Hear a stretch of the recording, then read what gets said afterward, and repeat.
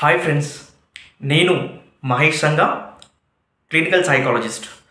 So ఈరోజు June 26 అంతర్జాతీయ మాదక ద్రవ్యాల వ్యతిరేక దినోత్సవము.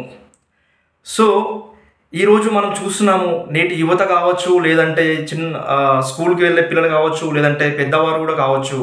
సో మనం చిన్నప్పటి నుంచి చాలా చూస్తున్నాం. అంటే ఈ మత్తు పదార్థాలకు బానిసైన వాళ్ళు, అంటే ఆల్కహాల్ కావచ్చు, స్మోకింగ్ కావచ్చు, లేదంటే ఇప్పుడు ప్రిస్క్రైబ్డ్ మెడికేషన్, కొన్ని రకాల మానసిక సమస్యలకి డాక్టర్స్ రాస్తుంటారు. అలాంటి మెడిసిన్ కావచ్చు, స్లీపింగ్ పిల్స్ కావచ్చు, లేదంటే గంజాయి, కొకైన్, హెరోయిన్, ఇలాంటి రకరకాల మత్తు పదార్థాలు నేడు ప్రపంచాన్ని, అలాగే మన దేశాన్ని, మన తెలుగు రాష్ట్రాలలో, అలాగే మనం రోజు చూస్తూనే ఉంటాం సోషల్ మీడియాలో కానీ, రోజు ఇక్కడ డ్రగ్స్ దొరికినాయి, గంజాయి దొరికిందని చెప్పేసి. ఈ మత్తు పదార్థాలు అనేది ఎలా మొదలు పెడతారంటే, బేసిక్గా ఎక్కువగా వీళ్ళు యూత్ని టార్గెట్ చేస్తారు. స్టూడెంట్స్, కాలేజెస్ కావచ్చు, లేదంటే స్కూల్స్ కావచ్చు. ఆ మధ్యలో మనం చూసాం, స్కూల్ పిల్లలకి కూడా చాక్లెట్స్లో కలిపి ఇచ్చారు, చాక్లెట్ కవర్లలో పెట్టేసి ఇచ్చారు. అది పిల్లలు తీసుకోవడము, దానివల్ల వాళ్ళపైన చాలా రకాల సైకలాజికల్ ప్రాబ్లమ్స్ ఇంపాక్ట్ చూపిస్తాయి. సో యూత్ ఎక్కడైతే ఎక్కువగా ఉంటారో అలాంటి వారిని టార్గెట్ చేసుకొని కొన్ని రకాల ముఠాలు వీళ్ళకి ఈజీగా దొరికే విధంగా చేస్తున్నారు.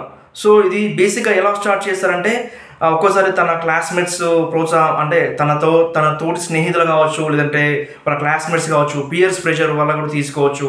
సో సరదా కోసం ఇది మొదలు పెడతారు. కానీ ఇది ఒకసారి తీసుకున్న తర్వాత వాళ్ళకి చాలా హ్యాపీగా ఉంటుంది. అంటే మెదడులో ఒక ఉత్ప్రేరకంలా పనిచేస్తుంది. అంటే ఇది ఒకసారి తీసుకోవడం స్టార్ట్ చేసిన తర్వాత మళ్ళీ తీసుకోవాలనిపిస్తుంది. సో దీని యొక్క టాలరెన్స్ కూడా పెరిగిపోతూ ఉంటుంది. ఇది తీసుకోవడం వలన వారికి వాళ్ళ యొక్క మెదడులో ఇన్స్టెంట్గా కొన్ని కెమికల్స్ రిలీజ్ అవుతుంది. దానివల్ల వాళ్ళు ఎక్కువ సంతోషంగా ఉండడము, ఉల్లాసంగా ఉండడము. సో అది మళ్ళీ కావాలని కోరుకుంటారు. సో ఇది తీసుకున్నప్పుడు వీరి యొక్క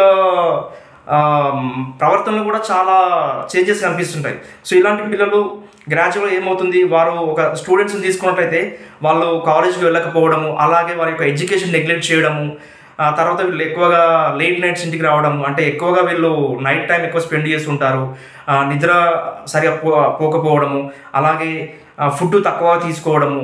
తర్వాత వీళ్ళు ఎక్కువగా ఒంటరిగా ఉండడానికి ఇష్టపడుతుంటారు. అంటే తల్లిదండ్రులకి దూరంగా ఉంటారు, కుటుంబ సభ్యులకి దూరంగా డిస్టెన్స్ మెయింటైన్ చేస్తుంటారు. అలాగే కాలేజీకి వెళ్ళకపోవడము, వాళ్ళు సాధించాల్సిన లక్ష్యం పట్ల ఫోకస్ తగ్గిపోతుంది.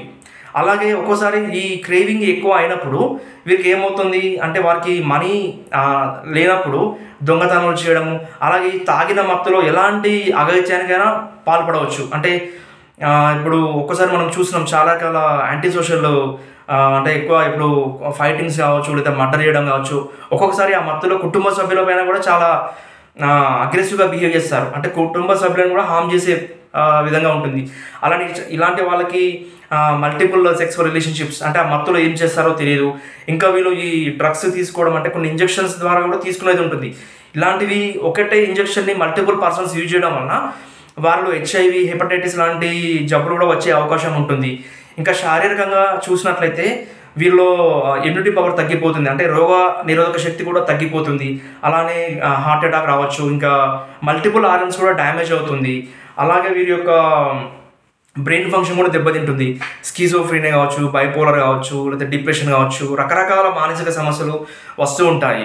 సో ఇలాంటి పిల్లలని ఎక్కువగా ఇలాంటి సమస్యతో బాధపడుతున్న వారిని ఒక ప్రొఫెషనల్ హెల్ప్ తీసుకున్నట్లయితే వారికి రిహాబిలిటేషన్ ఫెసిలిటీస్ ఇచ్చి, దాని ద్వారా వాళ్ళని త్వరగా ఆ మత్తు పదార్థాలు తీసుకునే అలవాటు నుంచి బయటికి రావడానికి ఛాన్స్ ఉంటుంది. అలాగని వీరికి కౌన్సిలింగ్ కానీ, థెరపీ కానీ ఉపయోగపడుతుంది. సో ఇలాంటి పిల్లలు కనుక మీ కుటుంబంలో కానీ, లేదా మీ చుట్టుపక్కల కానీ ఎక్కడైనా ఉన్నట్లు కనిపించినట్లయితే వారికి మనం ప్రాపర్ గైడెన్స్ చేసి వాళ్ళకి ఎమోషనల్గా సపోర్ట్ ఇచ్చినట్లయితే వారి సమస్యను అధిగమించి వారి యొక్క జీవితంలో ఉన్నత స్థానానికి వెళ్ళే విధంగా చేయవచ్చు.